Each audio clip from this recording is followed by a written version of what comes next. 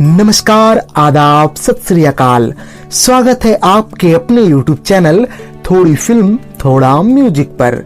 चलिए आज बात करते हैं सन 1971 में आई उस सुपरहिट डेकोइट ड्रामा फिल्म की, जिसकी शानदार कहानी, जानदार अभिनय और कर्णप्रिय गीतों ने दर्शकों का भरपूर मनोरंजन किया था।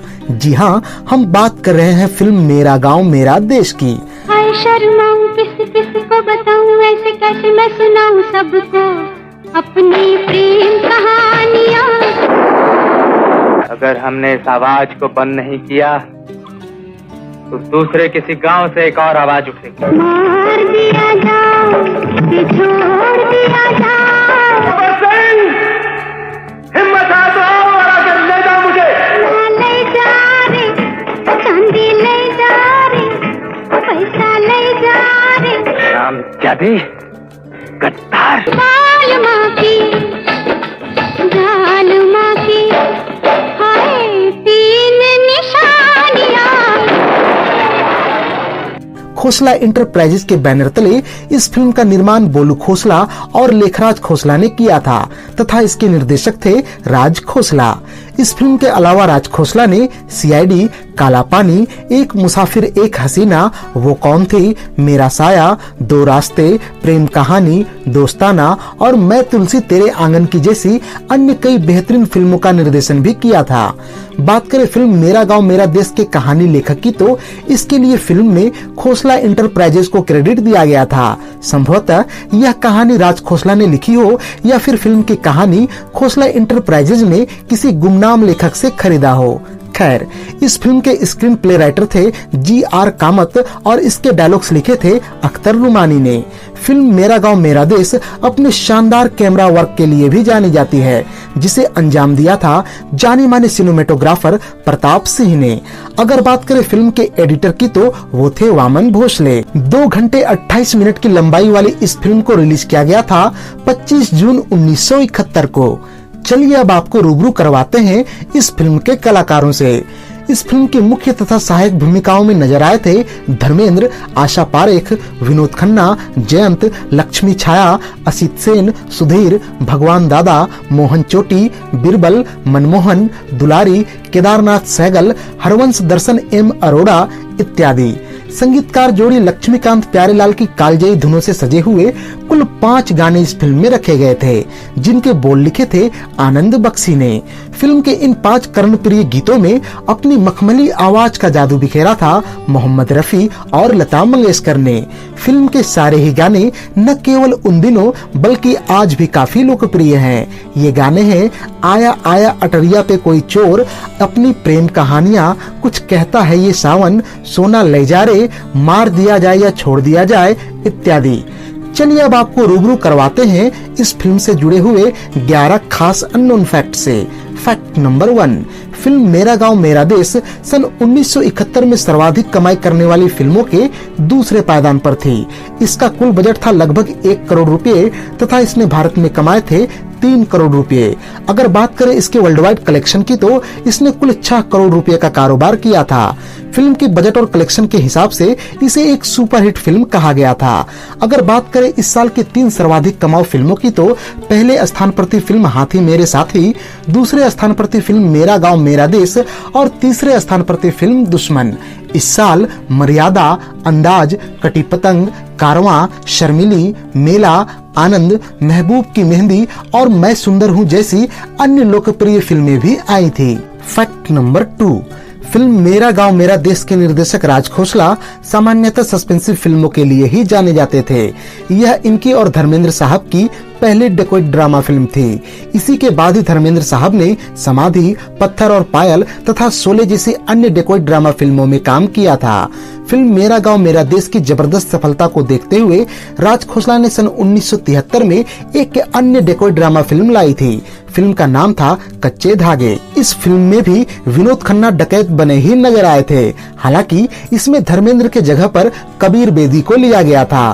फैक्ट नंबर 3, फिल्म मेरा गांव मेरा देश की सफलता ने इतना शोर मचाया कि उन दिनों डेकोइट ड्रामा फिल्मों की बाढ़ सी आ गई थी और इसी सिलसिले में सन 1975 में आई कालजयी फिल्म शोले का नाम भी लिया जा सकता है, जिसने इस जॉनर की फिल्मों को एक अलग ही स्तर पर पहुंचा दिया। हालांकि जब हम इन दोनों फिल्मों की तुलना करते हैं तो पाते हैं कि मेरा गांव मेरा देश के कई दृश्य, घटनाएं, चरित्र आदि फिल्म शोले में भी देखने को मिले थे। उदाहरण के लिए फिल्म मेरा गांव मेरा देश में धर्मेंद्र एक सजा याफ्ता चोर होते हैं। ठीक इसी तरह फिल्म शोले में भी धर्मेंद्र और अमिताभ बच्चन सजा याफ्ता चोर की भूमिका निभाए थे। इन दोनों ही फिल्मों के हीरोज सिक्का उछालकर महत्वपूर्ण फैसले लिया करते हैं और तो और दोनों ही फिल्मों के खलनायकों के नाम में भी काफी समानताएं झलकती हैं। एक का नाम जब्बर सिंह है तो दूसरे का नाम गब्बर सिंह। बात करें फिल्म मेरा गांव मेरा देश में जयंत साहब के द्वारा निभाई गई रिटायर्ड फौजी की भूमिका की, तो ठीक ऐसी ही भूमिका फिल्म शोले में संजीव कुमार ने निभाया था। इन दोनों ही चरित्रों में शारीरिक कमियां देखने को मिलती हैं। जहां जयंत साहब का सिर्फ एक हाथ कटा था, वहीं संजीव कुमार के दोनों हाथ कटे हुए थे। इस तरह से यह कहा जाए तो गलत ना होगा कि फिल्म मेरा गांव मेरा देश ने काफी हद तक फिल्म शोले को प्रेरित किया था। फैक्ट नंबर 4, फिल्म के लीड रोल में दिखे थे धर्मेंद्र और आशा पारेख।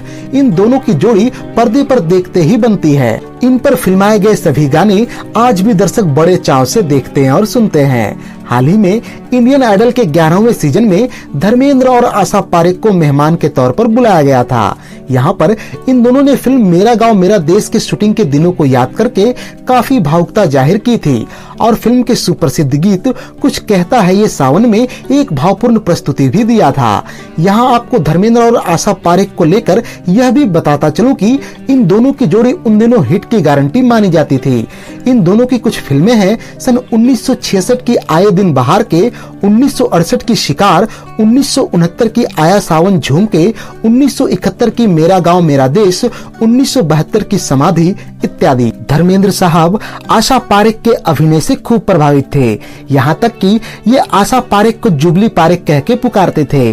जब फिल्म आए दिन बहार के में इन्हें पहली बार आशा जी के साथ काम करने का मौका मिला तो इन्होंने आशा जी को बताया कि वो इनके बहुत बड़े फैन हैं। आशा पारेख और धर्मेंद्र को लेकर एक अन्य दिलचस्प बात भी आपको बता दूं कि आशा जी धर्मेंद्र साहब से 1 वर्ष पहले सन 1959 की फिल्म दिल दे के देखो से डेब्यू किया था। वहीं धर्मेंद्र साहब ने सन 1960 की फिल्म दिल भी तेरे हम भी तेरे से डेब्यू किया था।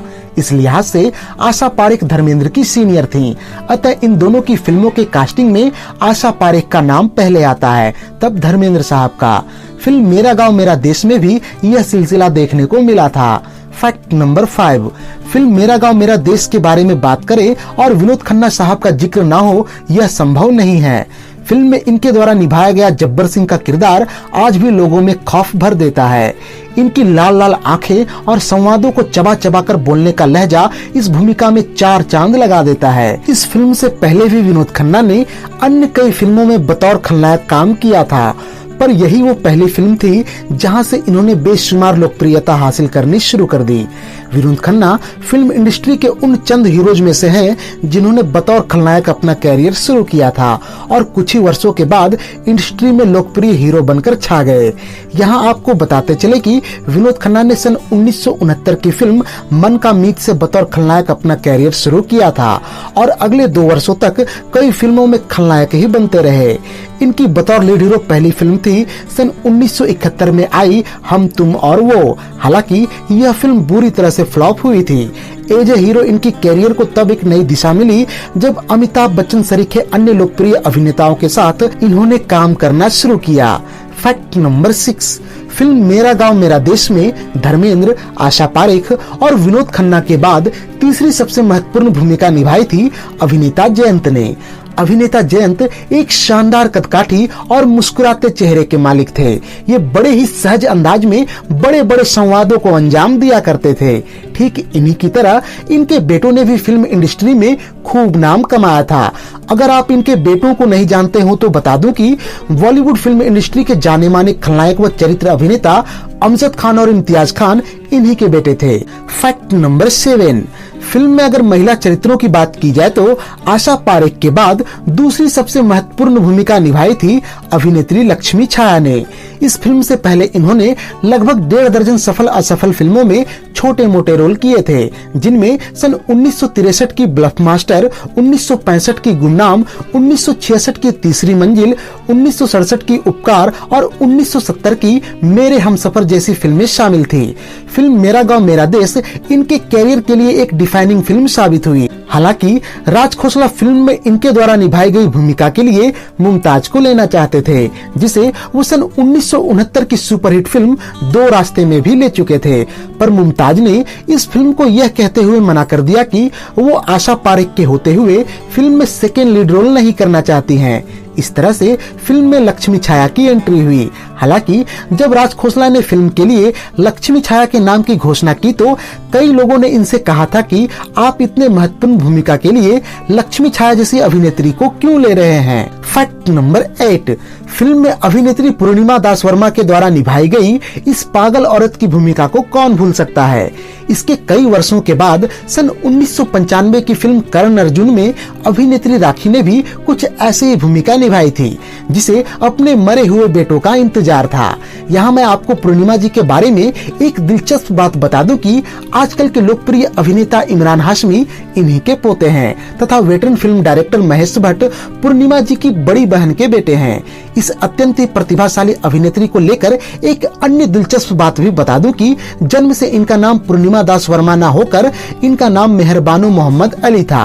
फिल्मकार भगवान दास वर्मा से दूसरी शादी के बाद ये पूर्णिमा दास वर्मा के रूप में जानी जाने लगी। फैक्ट नंबर 9, फिल्म मेरा गांव मेरा देश के कॉमेडी पक्ष को संभाला था बॉलीवुड फिल्मों के दिग्गज कॉमेडियन बिरबल और भगवान दादा ने। इन दोनों ने फिल्म में शराबियों की जबरदस्त भूमिका निभाई थी। यह फिल्म भगवान दादा के लिए काफी महत्वपूर्ण था, क्योंकि उन दिनों ये जिंदगी के सबसे बुरे दौर से गुजर रहे थे और हाथ में बड़े बैनर की कोई भी फिल्म नहीं थी।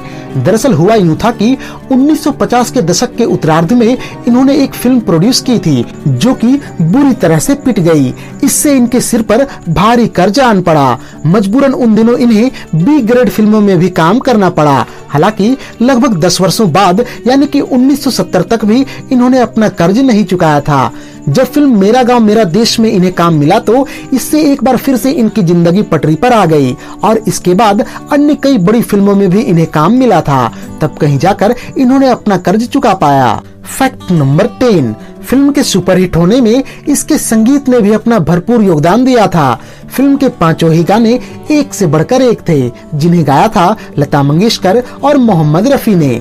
यहाँ दिलचस्प बात यह भी है कि फिल्म के केवल एक ही गाने कुछ कहता है ये सावन में रफी साहब ने लता मंगेशकर का साथ दिया था, जबकि अन्य 4 गानों में केवल लता मंगेशकर की ही आवाज रिकॉर्ड की गई थी।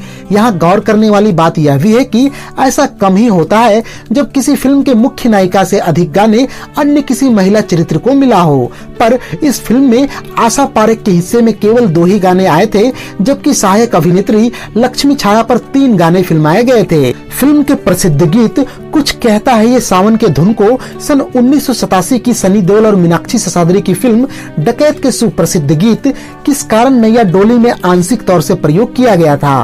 फैक्ट नंबर 11, बात करें फिल्म के शूटिंग लोकेशंस की तो इसके अधिकतर दृश्य राजस्थान के उदयपुर जिले में स्थित चिरुआ नामक गांव में शूट किए गए थे।